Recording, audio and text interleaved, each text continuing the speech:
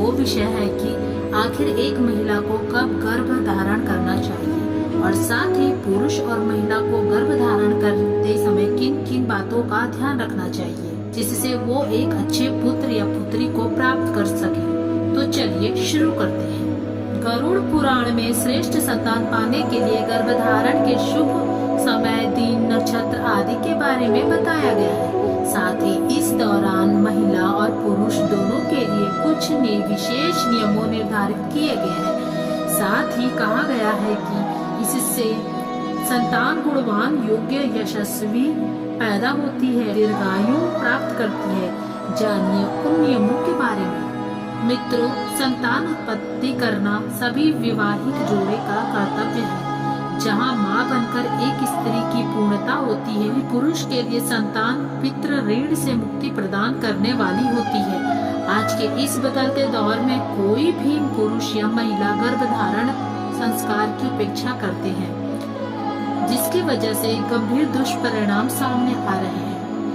सही मुहूर्त और सही व श्रेष्ठ रीति न अपनाने से गर्भधारण के बाद रोगी व निष्कृष्ट संतान की उत्पत्ति होती है।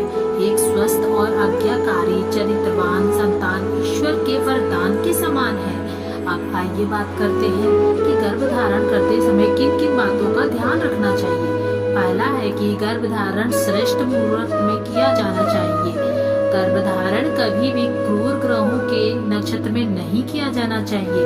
जब पति पत्नी को जन्म कुंडली में चंद्रमा पंच में जब शुक्र अशुभ भावगत हो तो गर्भधारण करना उचित नहीं होता। शुभ ग्रहों की शांति पूजा कराकर गर्भधारण संस्कार को संपन्न करना चाहिए। शास्त्र के अनुसार रजो दर्शन की प्रथम 4 रात्रि के अतिरिक्त 11वीं और 13वीं रात्रि को भी गर्भधारण नहीं करना चाहिए। गर्भधारण हमेशा सूर्यास्त के पश्चात ही करना चाहिए।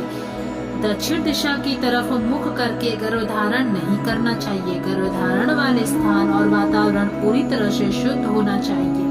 गर्भधारण के समय पति व पत्नी के व्यवहार और विचार पूरी तरह से शुद्ध होना चाहिए। जिस दिन गर्भधारण करना हो उस दिन प्रातः गणेश जी का विधिवत पूजन वंदना करें। अपने कुल देवता व पूर्वजों का आशीर्वाद लेना चाहिए। गर्भधारण के समय और उसके पहले प्रार्थना करना चाहिए और श्रेष्ठ आत्मा का आवाहन कर आमंत्रित करना चाहिए। गर्भधारण के समय पति पत्नी का भाव, दशा एवं वातावरण जितना शुद्ध होगा, श्रेष्ठ आत्मा के गर्भ में प्रवेश की संभावना उतनी ही बढ़ जाएगी। गर्भधारण करने के लिए हर रात की अपनी अलग अलग महत्व है।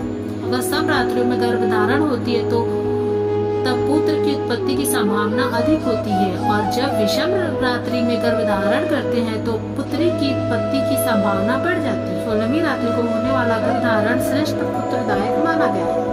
गर्भधारण कभी भी अमावस्या, पूनम, अष्टमी और चतुर्दशी को नहीं करना चाहिए। जब स्त्री गर्भ को धारण करके रखती है तब तक उसे धार्मिक किताबें पढ़ना चाहिए, आध्यात्मिक माहौल में रहना चाहिए और ज्यादा से ज्यादा रचनात्मक कार्य करने चाहिए। ऐसा कार्य न करे जिसमें तनाव व चिंता हो। गर्भ में पल रहा बच्चा माँ की आवाज और माँ के मन को संवेदना के माध्यम से सुनता और समझता है। आपके सामने अभिमन्यु का उदाहरण है, जिसके गर्भ में रहकर ही संपूर्ण व्यूह रचना को तोड़ना सीख लिया था।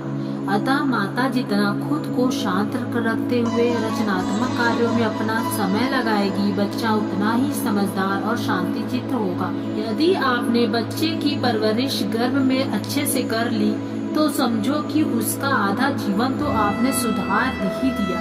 इसलिए यह याद रखना चाहिए कि गर्भ से लेकर 7 वर्ष तक की उम्र तक बच्चा जो भी सीखता है वही उसकी जिंदगी की नींव होती है। इसलिए नींव को मजबूत बनाए तो बच्चे का भविष्य उज्जवल होगा।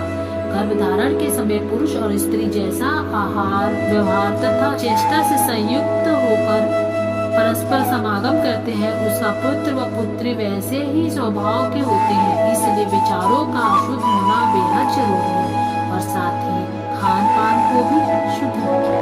गरुड़ पुराण के मुताबिक श्रेष्ठ संतान चाहते हैं तो जिन दिनों में महिला माहवारी होती है उन दिनों में पति और पत्नी दोनों को ब्रह्मचर्य का पालन करना चाहिए। साथ ही मर्यादित व्यवहार करना चाहिए। शुद्ध होने के बाद 7 दिन तक स्त्री को गर्भधारण के प्रयास से बचना चाहिए। इन दिनों में महिला का शरीर कमजोर होता है। ऐसे में यदि महिला गर्भवती हो जाए तो महिला और उसके बच्चे दोनों पर इसका विपरीत असर पड़ता है और तमाम समस्याएं सामने आती हैं। माहवारी से शुद्ध होने के बाद 8वीं और 14वीं रात गर्भधारण के लिए अच्छी मानी गई है। इससे उत्तम और योग्य संतान प्राप्त होती है। ऐसी संतान दीर्घायु के साथ गुणवान, भाग्यशाली और व्यवहार कुशल होती है। दिन के हिसाब से सोमवार, बुधवार, गुरुवार, शुक्रवार को कंसीव करने के लिहाज से शुभ दिन माना गया है और अष्टमी, दशमी और 12वीं तिथि को शुभ माना गया है। नक्षत्रों में रोहिणी, मृगशिरा, हस्तचित्रा, पुनर्वसु, पुष्प, स्वाति, अनुराधा, श्रवण, धनिष्ठा, शतभिषा, उत्तरा भाद्रपद, उत्तराषाढ़ और उत्तरा फाल्गुनी नक्षत्र को शुभ माना गया है। गर्भधारण के दिन पति पत्नी दोनों का चंद्रमा बलवान हो, सोच सकारात्मक हो और भावना अच्छी हो, क्योंकि उस वक्त की आपकी भावना का असर बच्चे पर भी पड़ता है। इसके अलावा 9 महीने तक माँ का आचरण अच्छा हो, वो खुश रहे, पूजा पाठ करे, दान पुण्य और अच्छी किताबें पढ़े। माँ द्वारा किए गए ये काम बच्चे के गुण के रूप में नजर आते हैं। धन्यवाद। वीडियो पसंद आए तो मेरे चैनल को सब्सक्राइब करें और बेल आइकन को प्रेस करें। फिर मिलते हैं नेक्स्ट वीडियो में। तब तक के लिए जय श्री राम।